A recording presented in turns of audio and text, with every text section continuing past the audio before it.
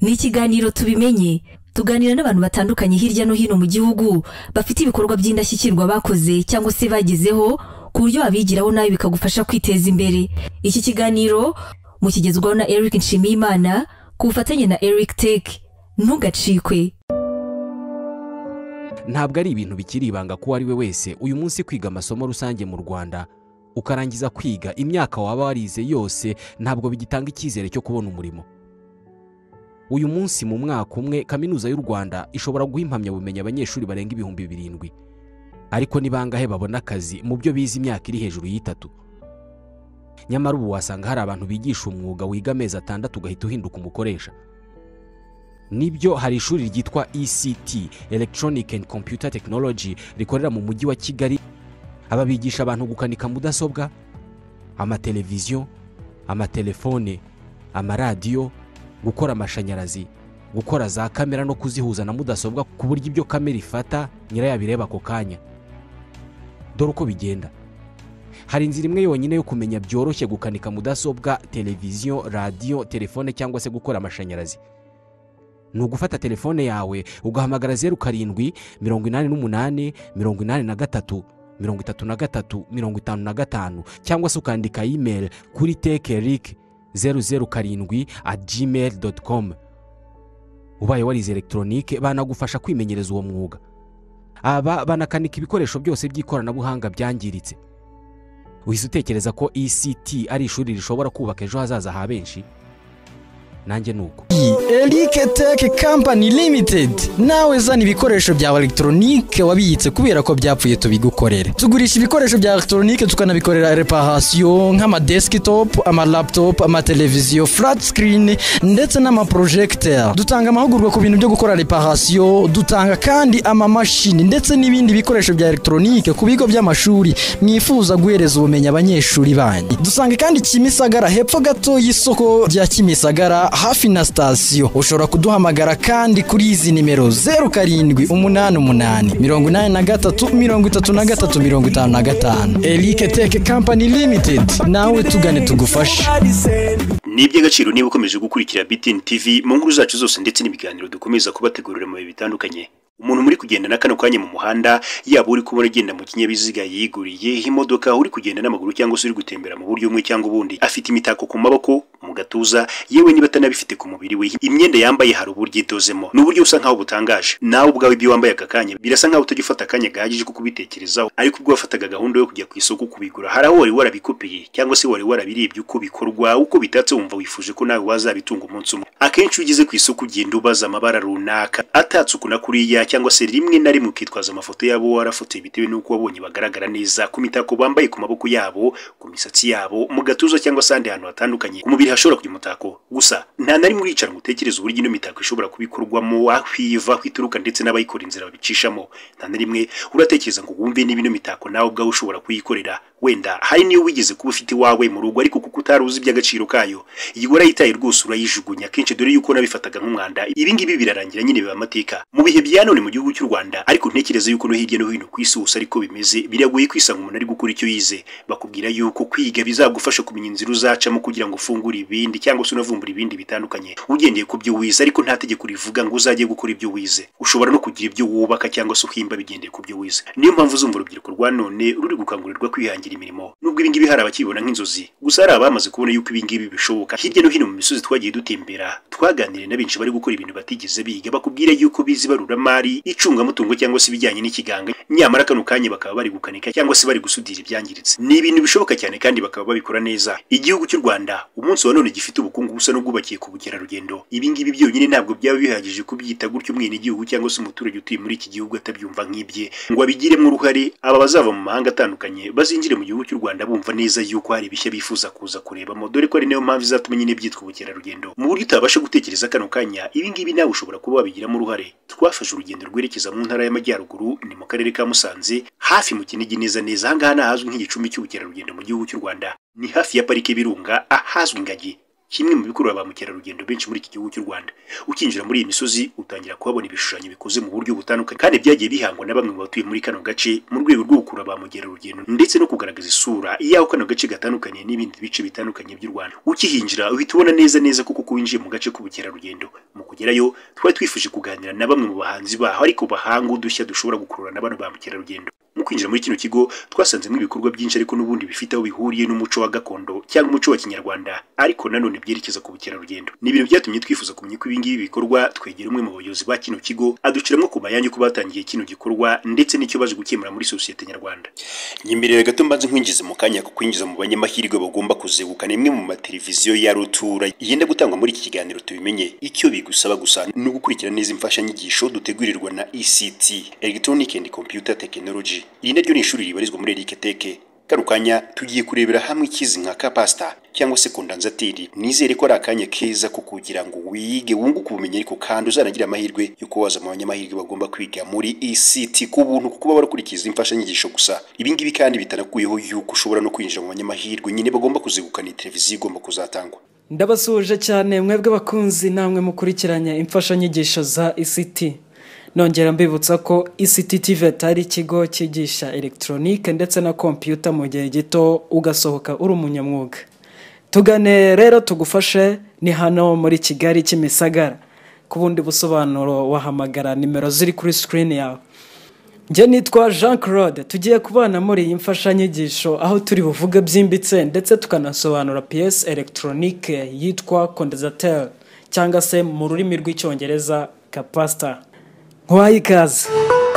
Ubundi ni tuvuga condensateur cyangwa se capacitor, wumve pièce electronique idufasha mu buryo bwo kongera ingufu umuriro, noneho ikongera ikadufasha mu buryo bwo kuyungurura umuriro. Condensateur rero ziri mu moko menshi atandukanye, hari zo twita electrolytic capacitor, hakaza ubundi bwoko bwitwa ceramic capacitor, tukagira ubundi bwoko bwitwa paper capacitor, tukagira ubundi bwoko bwitwa variable capacitor, aribwo bwa bundi dukoresha kuri radio duhindura frequency cyangwa se bimwe dukunze kwita ngo turi guhindura ibihugu. Tukagira ubundi bwoko bwitwa tantalium capacitor, tukagira film capacitor ndetse n'ubundi butandukanye. Kuri uyu munsi rero reka twibande cyane kuri electrolytic capacitor, tuyisobanukirwe tumenye ngo electrolytic capacitor ni iki, ikora iki, ese idufasha iki muri circuit electronique, ese igira ubuhe burwayi, ipfa gute, ipfa ryari, byagenze gute, ese twakemura uburwayi bwa electrolytic capacitor muri circuit electronique dute. Circuit electronique yari yose cyangwa se motherboard yari yose uzasangaho electrolytic capacitor, uzamenye ko iyo condensateur iri aho ngaho mu buryo bwo kuyungurura umuriro. Nituvuga kuyungurura umuriro, wumve ko ari igihe umuriro uri kuva muri AC ujya muri DC, noneho tugakenera filter cyangwa se iyo condensateur izayungurura ndetse ikavanamo za ripples zasigaye muri AC kugira ngo ube DC cyangwa se umuriro uhamye, umuriro mbega udahindagurika. Ntibivuze ko ariho honyine iyi condensateur yakoreshwa, ahubwo akeneye kuyungururwa ndetse no gushyira umuriro ku kigero kimwe, hakoreshwa iyi electrolytic capacitor. Ese iyi condensateur ibigenza ite, ibikora ite se kugira ngo ibashe kuyungurura umuriro? Neza iyi electrolytic capacitor imeze nka battery kuko byose bibika electronic charge cyangwa se icyo twise umuriro. Mu by'ukuri kugira ngo ibashe kuyungurura cyangwa se kongera ingufu mu muriro nuko iba yakoresheje ubwo buryo bwo kubika umuriro. Ibikora ite rero, yifashisha ibihe bice. Muri yo imbere iba ifite acide, iyo acide ikaba ikikijwe ndetse n'impapuro zayo zo imbere iri mu byo twakwita papers cyangwa se impapuro zirimo imbere muri condensateur. Ibyo nibyo bifasha mu gukora umumaro wayo, yaba uwo kuyungurura umuriro cyangwa se uwo kongera ingufu mu muriro. Ndetse twibuke ko ibikora ari uko ikoresheje uburyo bwo kubika umuriro. Ndetse kandi ntitwibagirwe ko condensateur zose ziba zitangana, zirutanwa hagendewe ku bipimo byayo byiswe microfarad ndetse na volt.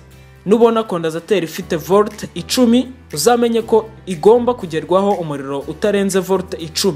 Noneho microfarad zitwereka iki? Microfarad kuri kondensateur itwereka ingano y'ubushobozi ifite mu gukoramo icyo gikorwa, yaba icyo kuyungurura umuriro cyangwa se kongera ingufu mu muriro. Mu yandi magambo, microfarad ni ingufu cyangwa se ubushobozi kondensateur yacu ifite. Ese izi electrolytic capacitor zipfa ryari se byagenze bite? Izi electrolytic capacitor akenshi zizapfa bitewe nuko zakiriye umuriro urenze ubushobozi bwayo. Urugero niba kondensateur izakira volt 10, noneho hakaza kubaho ikibazo ikagerwaho n'umuriro wa 15, icyo gihe iyo kondensateur ntizabasha kwihanganira umuriro, bivuze ko iyo kondensateur direct izahita ishya. Mu gushya kwayo rero tubwirwa n'iki ko kondensateur yahiye, cyangwa se tubyerekwa n'iki? Niki kibitugaragaza ko kondensateur yacu yahiye? Kimwe mu bintu bitwereka ko iyi electrolytic capacitor cyangwa se iyi kondensateur turimo tuvugaho yahiye nuko uzasanga akenshi yabyimbye, cyangwa se wareba mu ndiba yayo ugasanga acide yasohotse. Icyo gihe ntibikibasha gukora neza inshingano zayo muri circuit electronique. Iyi kondensateur kandi ishobora gupfa ntinakwereka ko yabyimbye cyangwa se ntinakwereka ko yaturitse, ahubwo igapfa gusaza amacide aba arimo imbere. Tubimenya dute rero ko yashaje amacide? Nta kundi kumenya ko kondensateur cyangwa se iyi capacitor yawe yashaje amacide yayo yo imbere nuko ubuzi umumaro iri gukora aho hantu. Urugero niba iyi kondensateur yari iri mu gice cya amplificateur, mu gice cyo kuyungurura amajwi, kugira ngo umenye ko iyo kondensateur itari gukora umurimo wayo nuko uzabuzi akamaro yakagombye kuba iri gukora. Icyo gihe uzahita umenya ko kondensateur yawe ifite ikibazo. Reka turebe noneho ese twakemura gute ikibazo cy'uko kondensateur yaba yangiritse muri circuit electronique. Ese tuyihindura dute? Ikintu cya mbere ugomba kwitaho ugiye guhindura electrolytic capacitor nuko ugomba kuba uzi microfarad ndetse na volt ziyangiritse, noneho ukareba neza imibare iyo bisa ukaba ariyo ushyiramo. Ubwo mu yandi magambo, reba neza kondensateur ugiye kuvanamo ushyiremo iyo bihuje imibare, yaba volt ndetse na microfarad. Turabashimiye cyane mwebwe mwese mwabashije gukurikirana imfashanyigisho zacu nk'ishuri rya ICT. Naho ubutaha.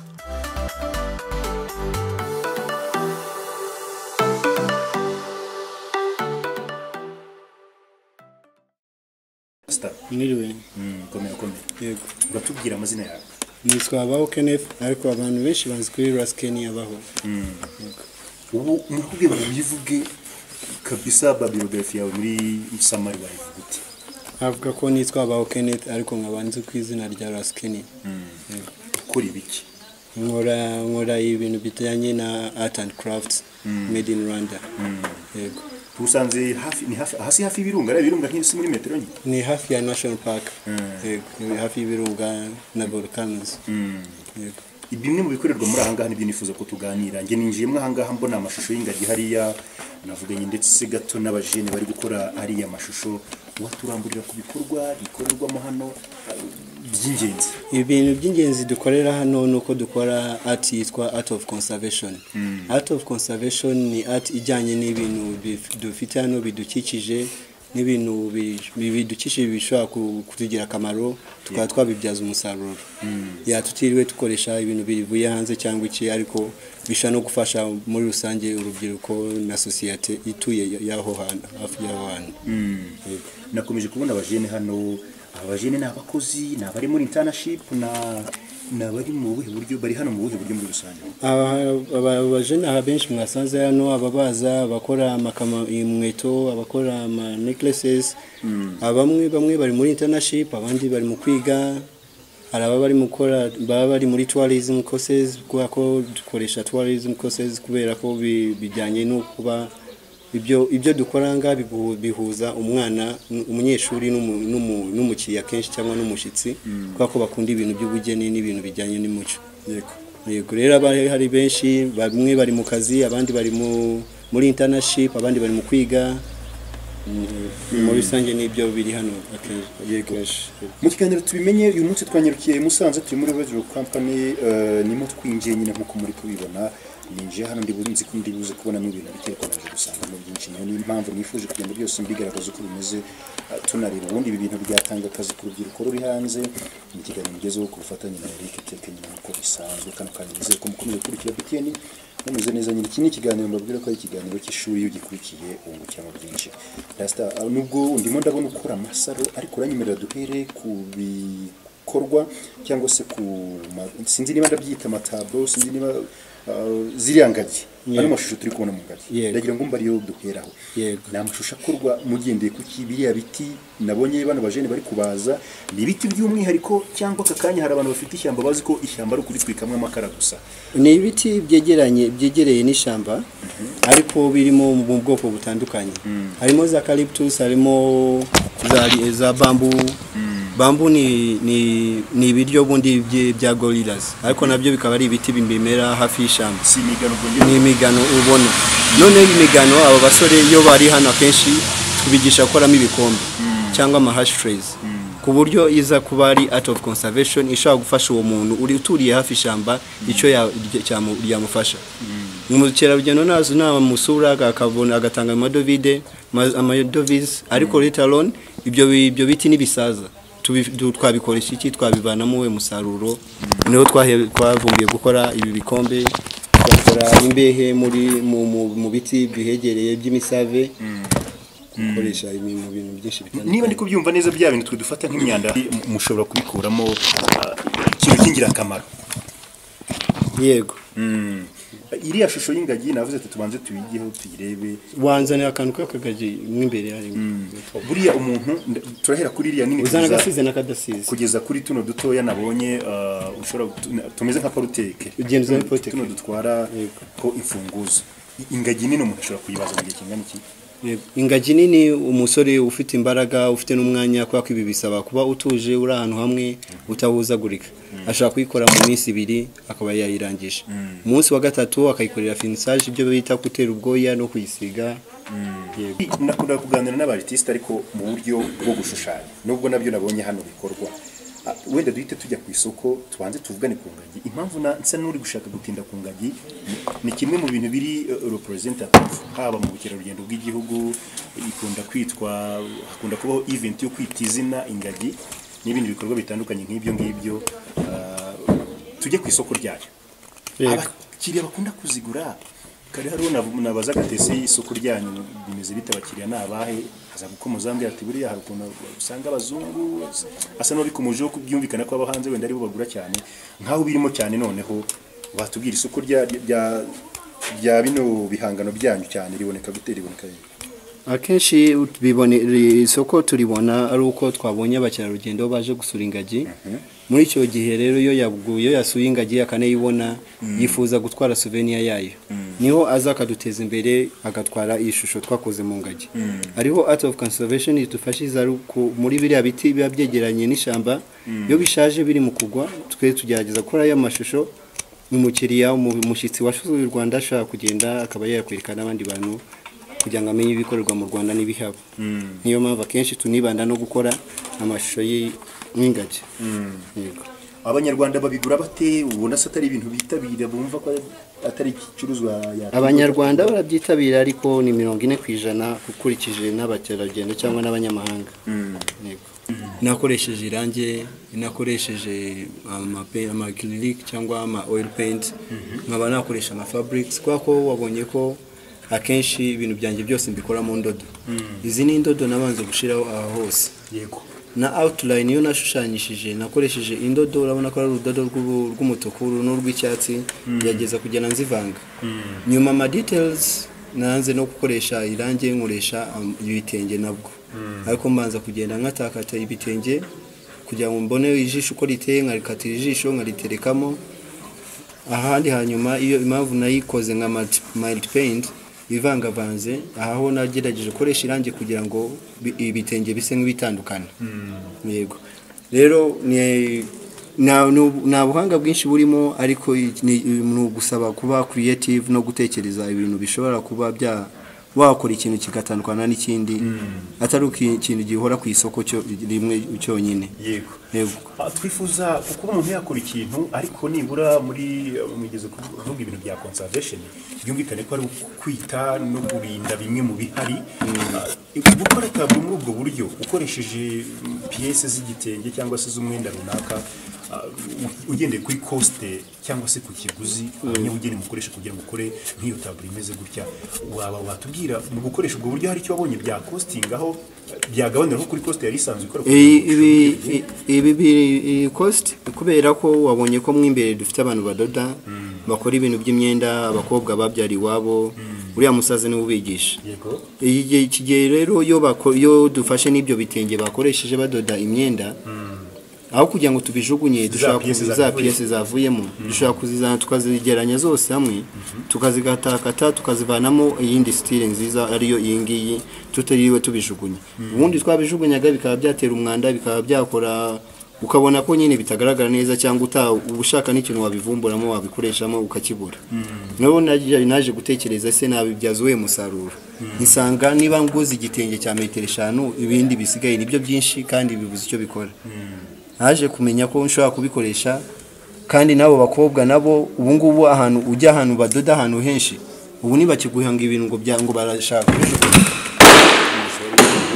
ubu nibabiguha ngo barabijugunya ntibishoboka uragenda baba bagomba kubikugurisha bamaze kuvumbura ko ari ibicuruzwa bifite akamaro mu gihe imbere byitwaga imyanda mu gihe imbere byitwaga imyanda ariko ubu ngubu kugeza kuri no saha ntawe ushobora kuyiguha na gatoya abanyakigali bashobora kuba bataravumbura iri banga ndetse n'abandi bari hirya no hino batandukanye babijugunyagura babwira iki muri rusange icyo nababwira ni ukukomeza bakawocinga ino TV izabagezaho ubukoryo bwinshi cyangwa ibintu byinshi ubusha bwinshi n'ibi ngibi ni ibintu abanyamusanze bake kwijana babizi kireka abaturiye hano hafi yaho dukorera yego ariko uwakenera kwiga uwakenera kumenya ibindi bintu bitandukanye yazigiye cyari cyose iyi taburo ntekereza ko umuntu udukurikiye nawe ashobora kuyikunda mu buryo bumwe cyangwa ubundi tujye ku mbaraga bitwara kugira ngo ikorwe uretse kuko tubwiye ati nyine n'ibyo bitenge birakenewe izo ndodo zirakenewe gifata igihe kingana iki kugira ngo ibe imaze gutunganywa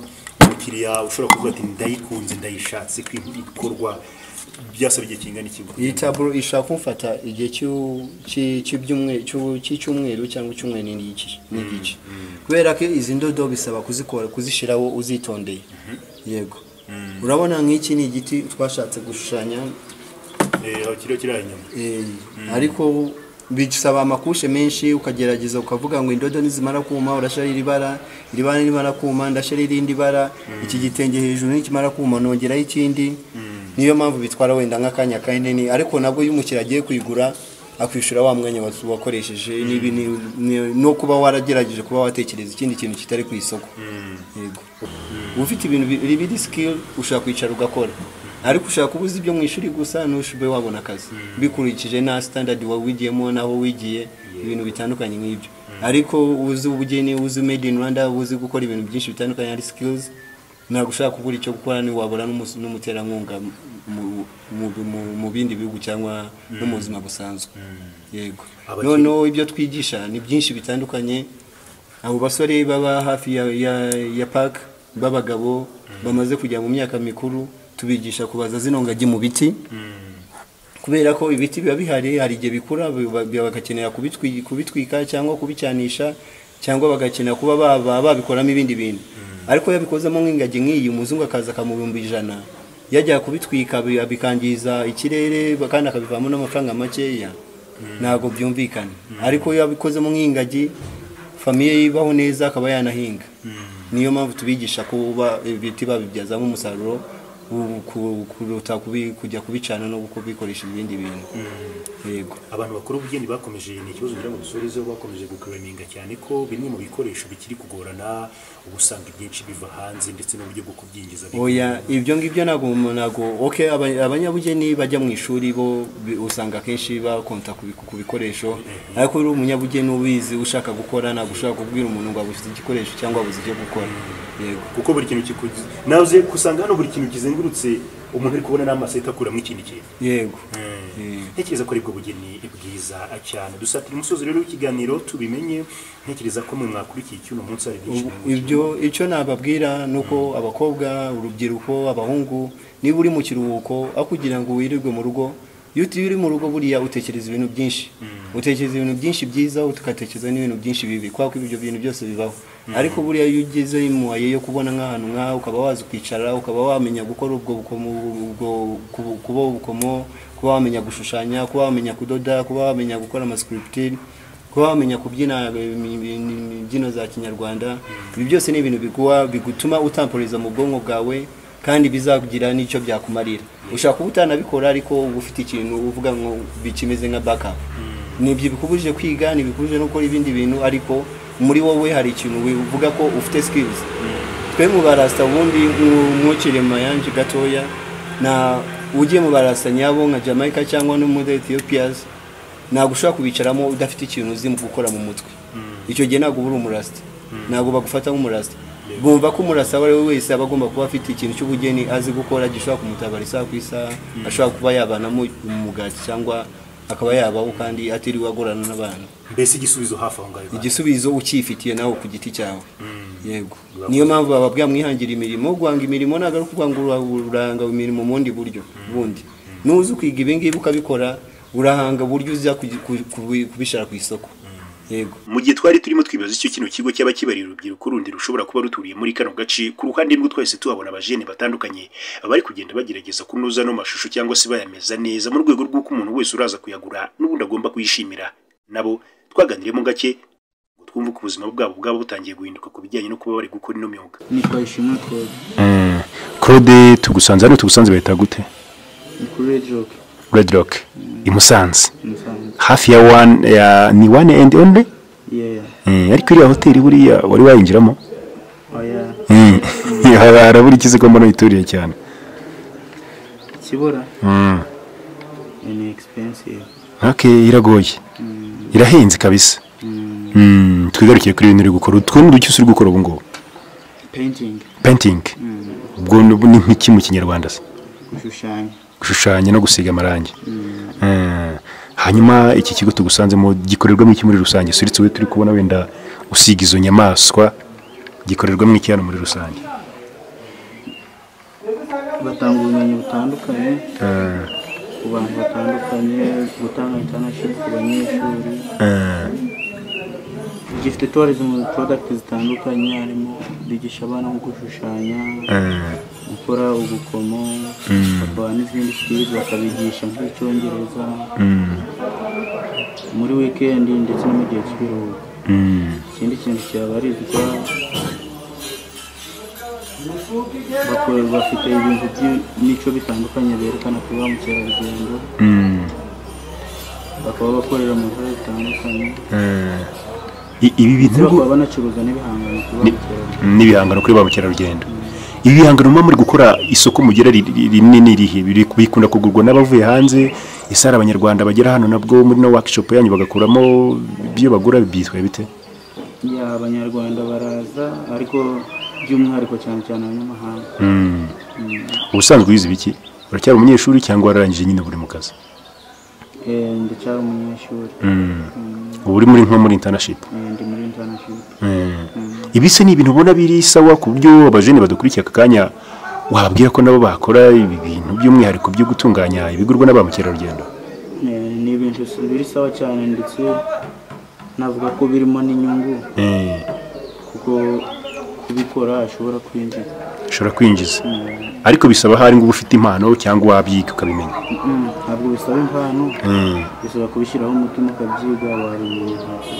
nawe ushobora kubimenya ubugeze mu kangahe mu wa 5 secondaire wiga ibiki ubwo busanzwe nabwo ni by'ubuvanga ni wiga ubukerarugendo abajene benshi binahanasanze bigira iby'ubukerarugendo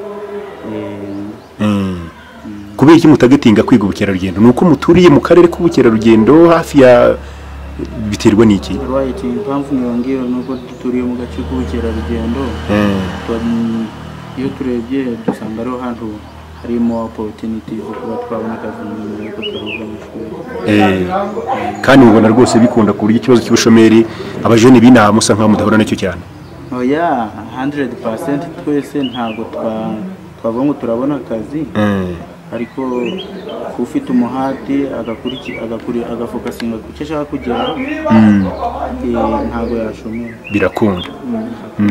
Reka tugushimire urakoze. Utwo tuntu uri gukora ubwo nitwo bita iki? ubundi gukora painting y'inkono kugira ngo nyine ingagi zibashe guhinduka. Zibashe guhinduka neza.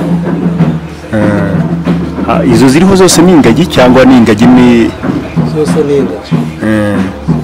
Iyi nkoni uba wayikoze mu gihe kingana iki? ushobora gutwara ku masaha 5 gukorera byose inkoni ikaba irarangiye igihe hariya ikaba yagurishwa. Iyi nkoni bigura nk'angahe se?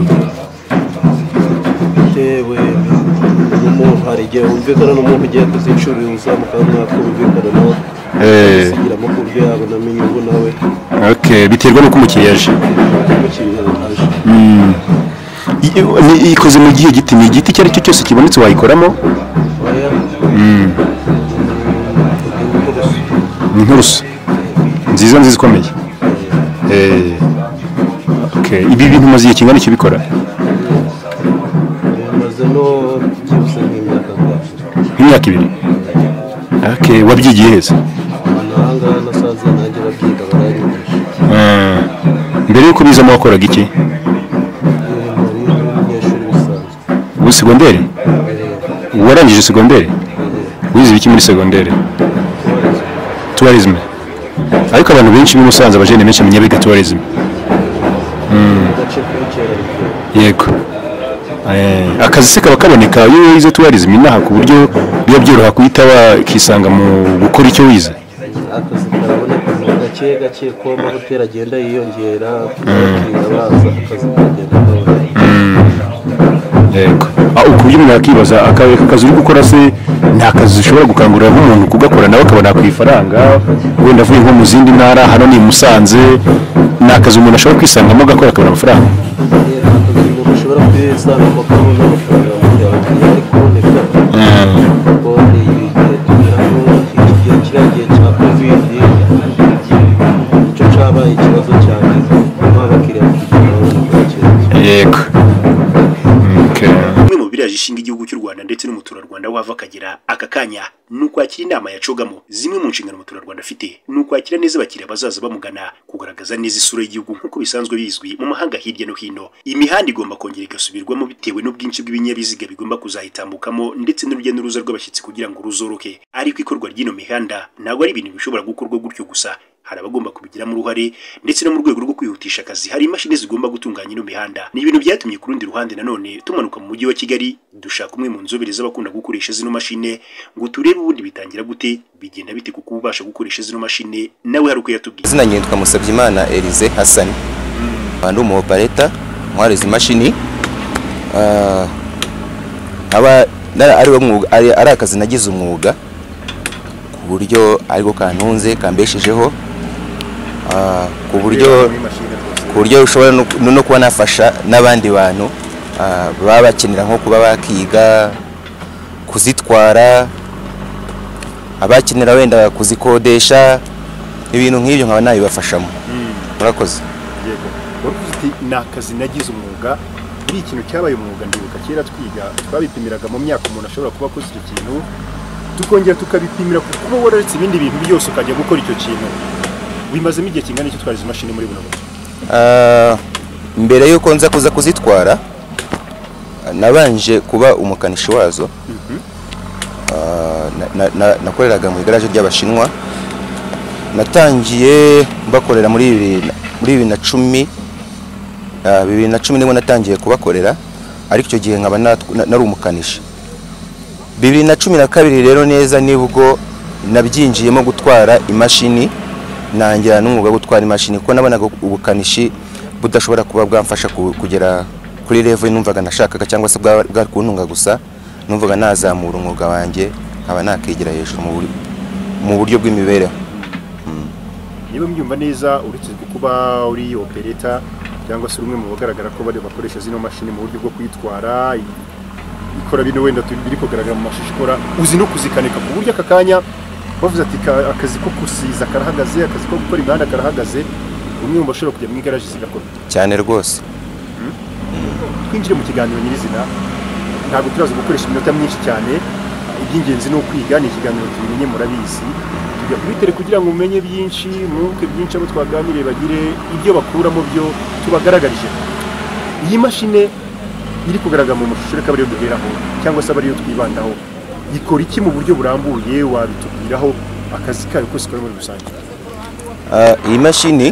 Iyi mashini bayita niveleze, ni irevura umuhanda bashaka wenda nko gushyira ahantu umuhanda, mbese niyo irevura bwa nyuma ahantu hadakomeye cyane, irasanza itaka ikarevuringa, mbese ku buryo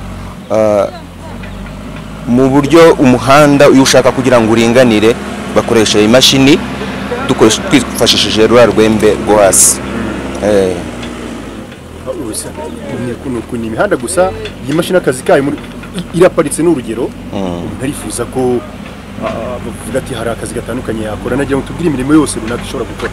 Harimo, nabonye hano turimo turasiza, mbese ni imihanda, ni ibibanza, ni amarigore, ni akazi kayo kose wakaduciramo muri rusange. Iyi mashini ikora akazi kenshi, abantu benshi bakunda kuyibona iri kurevera umuhanda, ariko niyica amatari, sibyo ko ntabwo ishobora kujya hejuru, ariko hari uburyo ishobora kuringaniza itari ku buryo bigaragara neza. Ku makanevu kuri za rigori naho hari uburyo ishobora kubukora, sibyo ko butari uburyo bumeze neza cyane, ariko nabwo aba ari uburyo bwatuma amazi atambwa kuyatagira ahantu hagarara. Hanyuma no mu buryo bwo gusiza ibibanza nayo iragenda ikarevuringa, ariko ntabwo ari itangira, yo iza iri kurangiza bwa nyuma, iri kuharangiza kuko haba habanje izindi mashini, hanyuma yo ikaza iri gusanza ishyiraho mbese uburyo bwa nyuma. Niye hano ushobora kwigira ino mashine ukaba watangira kuyitwara mu buryo bujyanye? Umuntu washaka kuyiga ushobora kumurangira nonanga nabe yabasha kugeraho, cyangwa banamamaje n'ikigo cy'abandi kandi batamabwa uburenganzira, ariko aramutse ngewe angezeho birashoboka cyane ko namufasha mu bwo buryo, kumujyana ku bigo bimwigisha cyangwa se nanjye ubwanjye nkamwigisha, bitewe nuko mbafite benshi urubyiruko nagiye nigisha kandi ubu ngubu nabo bari gukora bameze neza. Ariyo mpamvu banifite. Mbese ikindi kintu, imashini ntabwo tujye dukunda kuyibona mw'abakobwa no mu Rwanda, sinzi niba ari ukwitinya cyangwa ari iki. Rero ni ukuvuga ngo iyi mashini nta muntu n'umwe utayitwara, kuko ni imashini idakomeye cyane. Ubaye uri umukobwa, ubaye uri umusore, ubaye uri n'umugabo, wayiga kandi wayitwara. Urabona tukiri aho ngaho ari izihe mbogamizi zishobora kuba zitera ko abakobwa baba batiga ino mashini? Ni ukwitinya. Ushobora ko icyambere kimwe ni ukwitinya no kumva ko harimo imirimo imwe yahariwe abagabo, ariko mu by'ukuri buriya tugiye tureba hanze, njya nkunda kureba ku mbuga zo hanze kuntu usanga abandi abadamu cyangwa se abakobwa barazitwara kandi ugasanga bafite ubuzima bwiza nta kibazo. Nawe ni umwuga nk'uko n'undi, nk'uko nanjye najya kwiga undi mwuga, cyangwa se nk'uko umukobwa yakiga mekanike, nk'uko atwara imodoka nawe ni yabishobora. Yego, nawe yabikora nta kibazo. Nishobora kubigoye wenda ukora ku ndabonye uzamura ziriya vitesi uhinduranye kugira ngo kurura imbere n'inyuma kiba gisaba izindi mbaraga wenda zitsina gore zaba badafite? Oya, nta mbaraga bisaba kuko iriya modoka, iriya mashini ikoreshwa hydraulique. Urebye no kuri vora yayo, ntekereza ko nta modoka nzi igira vora yoroshye nk'iriya mashini. Igira vora yoroshye cyane. Izindi nose akazi umuntu akora yicaye akazi umuntu akora yicaye ntabwo ari akazi umuntu akora avuga ngo ari guterura ngo wenda ngo ndashyamo imbaraga. Gusa ni kubitekerezaho icyo ugiye gukora, ukabitekerezaho, deni ibindi komande zayo ntabwo ari ibintu bigoye cyane ku buryo utabasha kuba. Muri makeya umuntu ushaka kwiga ino mashine yegereye no mu, ariko ntibatwigiye umugabo, umusore? Jewe genda umugabo. Yego, ndubatse. Bivuze ngo umuntu ushobora kukugana aka kanya ushobora kumufasha uburyo bworoshye, uburyo agomba kumenya ino mashine, ejo nawe akisanga kuri telefone n'ibiro cyane rwose. Ndanabafite benshi. Ndabafite benshi. Tunyarukire kukuba rero buriya hirya no hino abantu benshi usanga hari abantu bicaye mu mago yabo, bicaye iwabo cyangwa se ahandi hantu runaka bagomba kubarizwa, bafite impamyabumenyi n'impamyabushobozi z'ibintu bitandukanye ariko bigoye ko baba bari kubonamo akazi kano kanya. Twigire kuri ino mashini dusanzwe twari. Ese umuntu wayimenye biraza kumumarira iki? Biraza gufata igihe kingana iki kugira ngo uzabone akazi kayo? Aho ntibyaba bigoye bitewe nuko wenda abisaba ngo ubuzwi, bisaba ngo wenda hirya no hino badakunda kuzikoresha nyine muri iyo mirimo wavuze zikora. Umuntu wagize bumumarira iki muri rusange ku buryo bwagutse? Avuga ati ndi umupapa kandi maze imyaka irenga 10 na ntwaye ino mashine, byumvikane ko urundi ruhande wenda umuntu ahita yumva ko bifite akamaro cyane, ariko se bigorana kubyo mungana ikintu byaba bigoye wenda kugira ngo uzatangire kugira icyo kwigaza umusaruro bijyanye no kubamenyekana abantu bagushaka. Urabona ubu ni ikintu nabonye kigoranyeho cyane, ushaka kubuza ikintu ariko ntubashe kumenyekana ngo abantu bakumenye bitewe nuko nyine wa mugane wakiza ariko nta bandi bantu. Ni ikintu kitari rusange cyane, ugira ngo abapareta abantu mu Rwanda ntago ari benshi, naho bari nyine ntago bazwi. Nkibaza ko hamwe nk'abanyamakuru nk'uko tuba tunahuye harimo umunyamahanga ubashije kuvuga ngo burya mu Rwanda hari abapareta batwara zino mashini, ko abenshi biyumvishaga ko urazi ko mbere twabonaga abapareta b'abazungu, twabonaga abakongomani, abagande, abanyakenya, nibo twabonaga baza no mu Rwanda kandi nabo bazaga bashaje. Kubona umuntu nkanje cyangwa se uri munsi yanjye watwaraga ino mashini byabaga ari ikibazo, numvaga ari ibintu nyine bidashoboka. Ariko ubu ngubu dusigaye turi benshi, turahari, ntabwo tukiyambaza abanyamahanga ngo baze kuza gutwara izo mashini hano iwacu kuna tumaze kubimenya.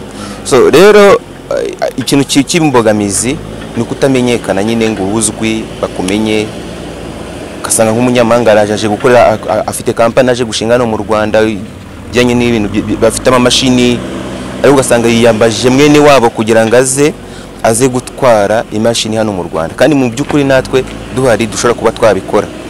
So kutamenyekana rero ni izo mbogamizi cyane ziba zihari kugira ngo we wabasha kugira icyo byagufasha. Ariko wabonye umuntu wabashije kubona akazi akamenyekana bifite akamaro bimumarira.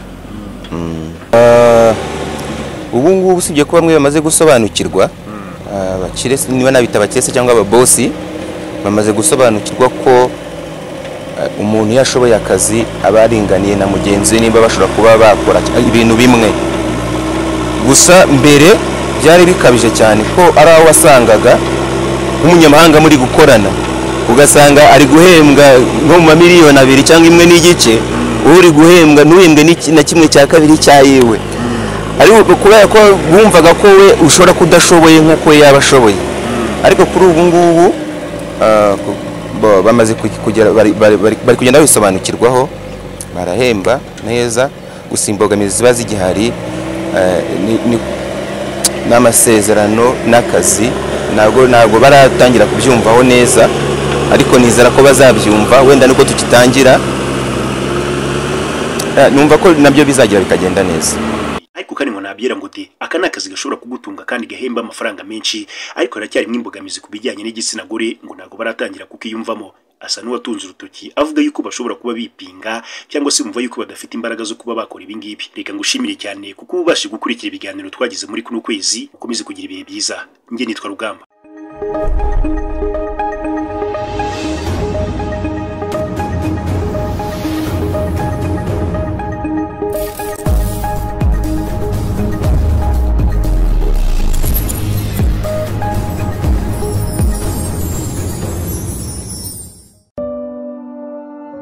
Ntabwo ari ibintu bikiri ibanga ko ari we wese uyu munsi kwiga amasomo rusange mu Rwanda ukarangiza kwiga imyaka waba warize yose ntabwo bigitanga icyizere cyo kubona umurimo. Uyu munsi mu mwaka umwe kaminuza y'u Rwanda ishobora guha impamyabumenyi abanyeshuri barenga 7,000, ariko ni bangahe babona akazi mu byo bize imyaka iri hejuru y'3? Nyamara ubu wasanga hari abantu bigisha umwuga wiga amezi 6 ugahita uhinduka umukoresha. Nibyo hari ishuri ryitwa ECT Electronic and Computer Technology rikorera mu mujyi wa Kigali. Aba bigisha abantu gukanika mudasobwa, amateleviziyo, amatelefone, amaradiyo, gukora amashanyarazi, gukora za kamera no kuzihuza na mudasobwa ku buryo ibyo kamera ifata nyirayabireba ako kanya. dore uko bigenda. Hari inzira imwe yonyine yo kumenya byoroshye gukanika mudasobwa, televiziyo, radiyo, telefone cyangwa se gukora amashanyarazi. Ni ugufata telefone yawe ugahamagara 0788833355 cyangwa se ukandika email kuri techeric007@gmail.com. Ubaye warize electronique banagufasha kwimenyereza uwo mwuga. Aba banakanika ibikoresho byose by'ikoranabuhanga byangiritse. Uhise utekereza ko ICT ari ishuri rishobora kubaka ejo hazaza ha benshi? Nanjye nuko.